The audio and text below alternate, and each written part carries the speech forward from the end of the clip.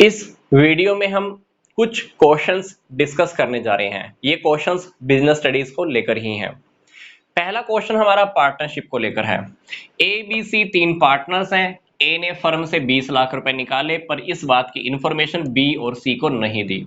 20 लाख रुपए से ए ने घर खरीदा, इस घर को 5 लाख रुपए के प्रॉफिट पर सेल भी कर दिया।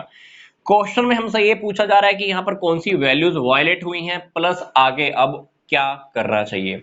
सिंपल सी बात है कि पार्टनरशिप एक्ट के अकॉर्डिंग हमको पता है कि जब भी हम पार्टनरशिप शुरू करते हैं तो वो एक ट्रस्ट के ऊपर आधारित होती है, विश्वास के ऊपर आधारित होती है। वो लोग विश्वास के बेस पर ही कॉन्ट्रैक्ट करते हैं, बिजनेस करना स्टार्ट करते हैं।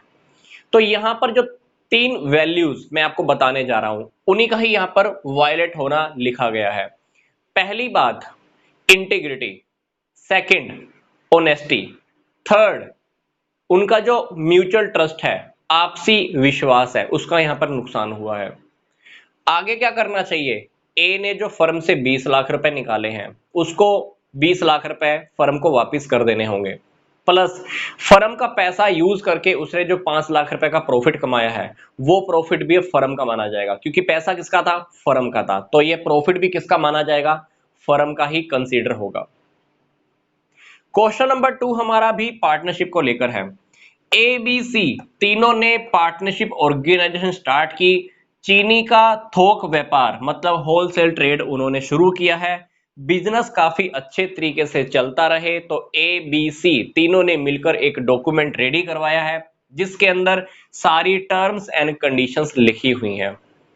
क्वेश्चन में हमसे पूछा जा रहा है कि इस डॉक्यूमेंट का नेम क्या है, प्लस इस डॉक्यूमेंट की वजह से कौन सी वैल्यूज रिफ्लेक्ट हो रही हैं, कौन सी वैल्यूज आप बता सकते हो। सिंपल सी बात है, इन्होंने जो डॉक्यूमेंट रेडी किया है वो है पार्टनरशिप डीड, क्योंकि पार्टनरशिप डीड में ही हम सारी टर्म्स एंड कंडीशंस लिखते हैं।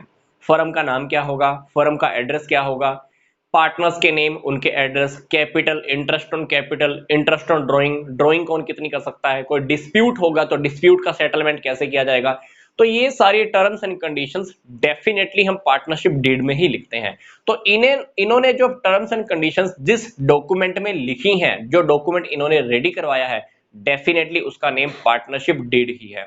तो यहां पर तीन वैल्यूज, क्योंकि पार्टनरशिप डीड के रेडी होने की वजह से उनको फ्यूचर में कोई प्रॉब्लम्स नहीं आने वाली, तो तीन वैल्यूज मैं आपको बता देता हूं। पहली है ट्रांसपेरेंसी, मतलब पारदर्शिता रहने वाली है।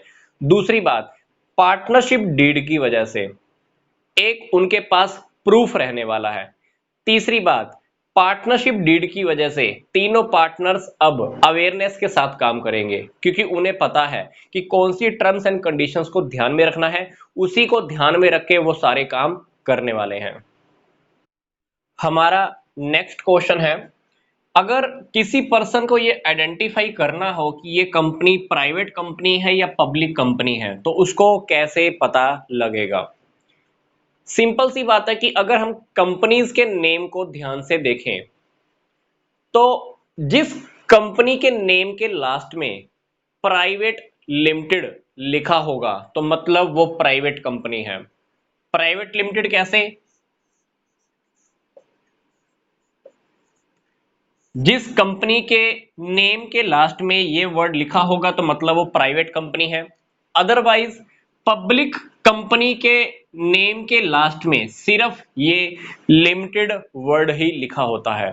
तो हम कंपनीज के नेम को देखकर ही आइडेंटिफाई कर सकते हैं कि वो प्राइवेट कंपनी है या पब्लिक कंपनी है। क्वेश्चन नंबर 2 है हमारा, अगर हम किसी कंपनी को गवर्नमेंट कंपनी कहना चाहते हैं तो उसमें गवर्नमेंट का मिनिमम पार्टनरशिप कितना होना चाहिए। जिस कंपनी में गवर्नमेंट का मिनिमम 51% शेयर है, कितना, 51%, उस कंपनी को हम डेफिनेटली गवर्नमेंट कंपनी कह सकते हैं। नेक्स्ट क्वेश्चन है हमारा, from the point of view of management, management के पॉइंट ऑफ व्यू से sole trade organisation is the worst form of the trade organisation, do you agree, if yes then tell the reasons. कहते हैं कि management के point of view से देखें तो sole proprietorship, या हम कह सकते हैं कि सोल ट्रेड का जो बिजनेस होता है सबसे बुरा बिजनेस है। मैनेजमेंट के बिहाफ से बात कर रहे हैं। वैसे अकेले बिजनेस करना बुरा नहीं है, पर मैनेजमेंट के व्यू से देखें तो सबसे बुरा ट्रेड ऑर्गेनाइजेशन इसको कहा गया है। कहते हैं कि अगर आप इस स्टेटमेंट से एग्री हैं तो हमें रीजन बताइए। जब भी हम कोई बिजनेस करते हैं तो एक बिजनेस को संभालने के लिए काफी सारे स्किल हमारे अंदर होने चाहिए, like purchase, sale, finance, manufacturing और भी काफी सारे काम होते हैं जो सारी क्वालिटीज उस पर्सन में होनी चाहिए। क्योंकि यहां पर हम बात कर रहे हैं सोल प्रोप्राइटरशिप की, सोल ट्रेड की, मतलब बिजनेस को संभालने वाला एक पर्सन है, ओनर एक है। अब एक पर्सन के अंदर ये सारे स्किल हो, ये पॉसिबल नहीं हो सकता कि सेल करने का भी स्किल उसमें है, कस्टमर से डील करने का, फाइनेंस करने का, या मैन्युफैक्चरिंग के स्किल भी उसी के अंदर है। तो सारे मैनेजमेंट के स्किल एक ही पर्सन के अंदर हो, ये पॉसिबल नहीं हो सकता। तो मतलब मैनेजमेंट संभालने के लिए काफी सारे लोग जरूरी होते हैं। दूसरी बात ये भी देखिए कि सोल ट्रेड के अंदर बिजनेस का मालिक एक ही होता है। अब उस मालिक के पास इतने सारे रिसोर्सेज पैसे के नहीं हो सकते कि वो किसी अच्छे खासे मैनेजर को अपॉइंट कर ले और उसको काफी अच्छी खासी सैलरी भी पे करे। अब मैनेजर को अगर हम अपॉइंट नहीं कर सकते, पैसा हम उसको नहीं दे पाते, तो डेफिनेटली बिजनेस हमारा कैसे और ज्यादा अच्छे से चल सकता है।